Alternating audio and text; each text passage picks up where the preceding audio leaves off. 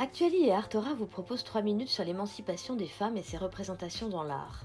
Évoquons aujourd'hui les femmes qui parlent, qui dénoncent les comportements sexistes et les agressions dont elles ont été victimes ou témoins.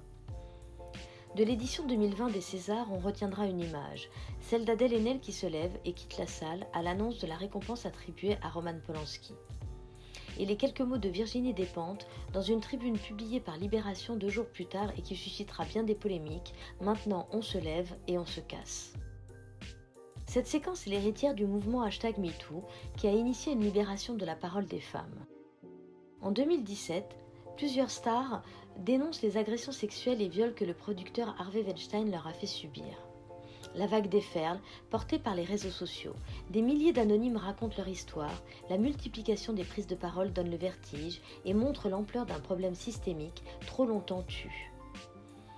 L'histoire de l'art, miroir des évolutions de notre société, a beaucoup à nous dire sur la silenciation des femmes.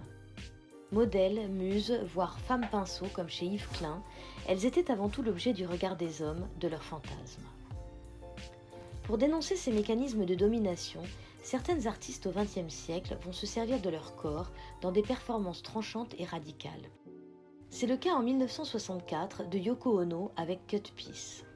Elle demande à chaque membre du public de venir découper un morceau des vêtements qu'elle porte. Immobile, impassible, elle ne bouge pas lorsque des inconnus s'approchent et peu à peu dévoilent son corps. Pendant toute la durée de la performance, une question domine. Jusqu'où iront-ils ? Loin d'être érotique, cette performance est avant tout un grand cri, certes silencieux, de rage.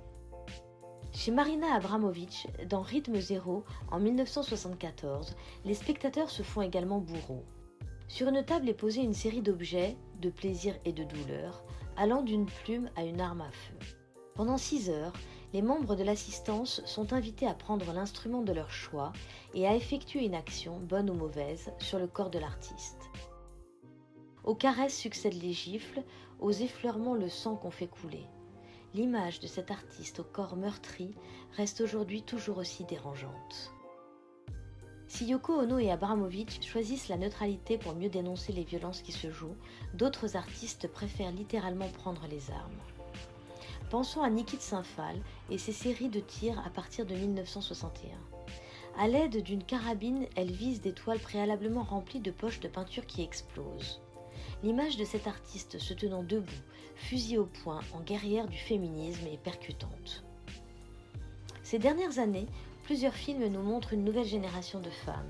Elles osent rire aux éclats, faire du bruit, se battre, exister. Chez Huda Benyamina dans Divine, comme chez Céline Sciamma dans Bande de filles, elles ne sont pas silencieuses, pas discrètes.